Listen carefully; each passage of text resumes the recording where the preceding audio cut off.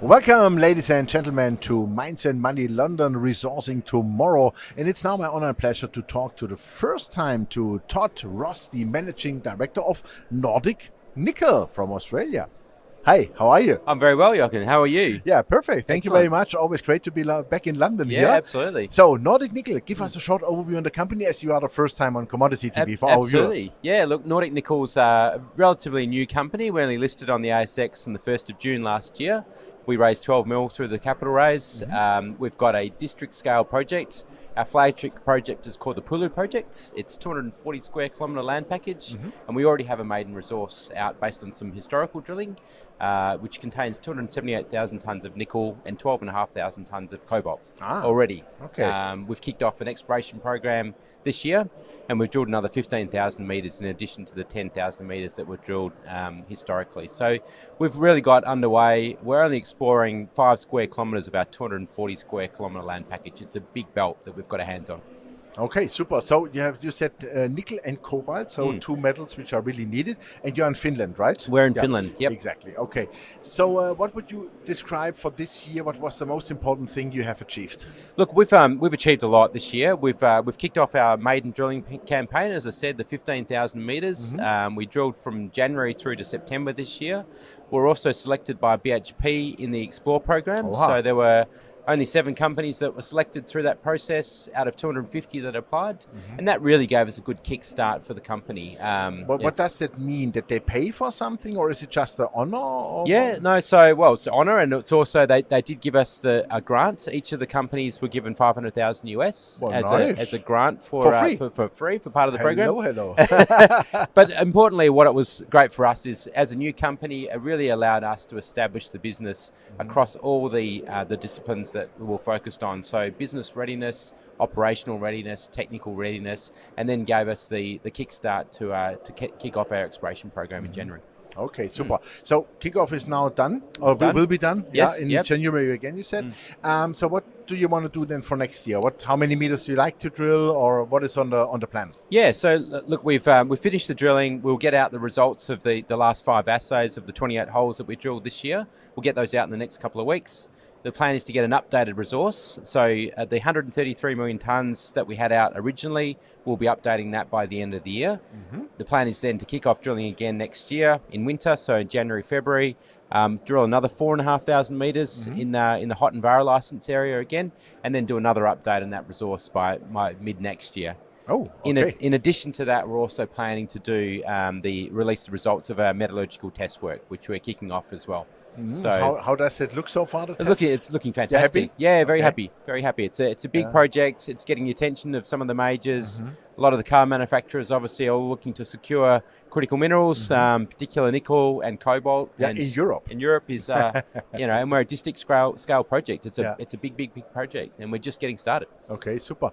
So given the fact then that you do like 2 resource updates, where do you see then the next step, let's say moving to maybe a PEA or something like that? Yeah, so once we get the update to the second update to the resource out by mid next year, we'll look at what we do with a scoping study, potentially moving into a scoping study phase.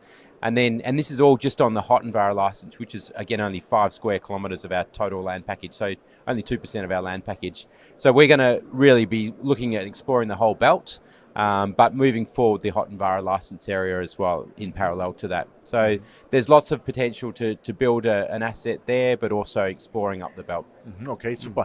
Do you face any, let's call it challenges, meaning on what land you are? Is it, let's say, protected land, or is it just normal private land? Can you describe that a bit? Yeah, the land holding that we have is all over forestry lands. So we have one land owner. We have other land users that we work with in the community, but we're not under a Natura 2000. We're not restricted. We have exploration license applications across the whole area. So look, it's important for us to be able to work with the local community, all the local stakeholders, and we've appointed a ESG sustainability manager in Finland, who's our main contact point in Finland, and we've also appointed a country manager so that we can really have those close relationships with the local stakeholders as well. Okay, super. Finally, I could imagine you want to bring that into production or with a partner. So what does it look like surroundingly with infrastructure? Meaning, are you, let's say, in a favorable The jurisdiction is, of course, super. That's no doubt. Yes, yeah. Well, but how does it look like infrastructure-wise, meaning for such a large project? yeah, absolutely. I mean, the closest mine is the Kittilä gold mine, which is Europe's largest gold mine. Of course. It's 30 kilometres away from where we are. Oh, great. We're serviced by the same town of Kittilä to our projects. We also have nearby is the town of Sodankylä, which is also servicing Anglo-American and Boliden on their two big projects. Top. We're in a mining jurisdiction. We've got power, we've got water. We've got access to all the rail networks, roads, everything's there on our doorstep. So we think we're in a fantastic jurisdiction to develop an asset.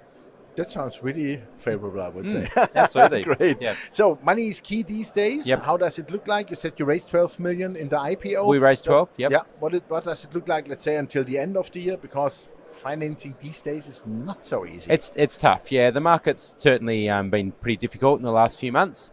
We at the end of September, our cash position was 2.8 million. We'll need to get some funding away in the next year, the next 6 months or so. That's the plan at the moment. But really, with big partners around behind us to be able to support us, we hope we can accelerate our exploration plans. Okay, super. Who are your largest shareholders? What has management? So management has 14% of the company. Okay. And then our largest shareholders are between two groups. One's called Starboard Global, which is a private equity business out of Hong Kong. And the other is a company that previously owned the project. They vended it into Nordic Nickel in the IPO. It's a company called Magnus Minerals, and they're a project generator out of Finland. Okay, super. Any funds we know? Nope, not yet. Not this at this stage. Hoping in London we're going to find some. Next financing. Yeah, absolutely. Yeah. Super. Well, then, all the best for you. Thank you very much for Excellent. your time. And Thank you. Merry Christmas. You too. Thank you very much. Todd. Yeah, ladies and gentlemen, that was Todd Ross, the managing director of Nordic Nickel. And you heard it. It's a super large project in Finland. And nickel, cobalt, those are the metals of choice. Those are the metals of favor, especially in Europe. They are really in one of the best jurisdictions, definitely. And also they have the infrastructure. They are very close to Kittilä, to the Agnico Eagle mine. And I would say a very interesting company. Check it out. Thanks for watching us, and bye-bye from London.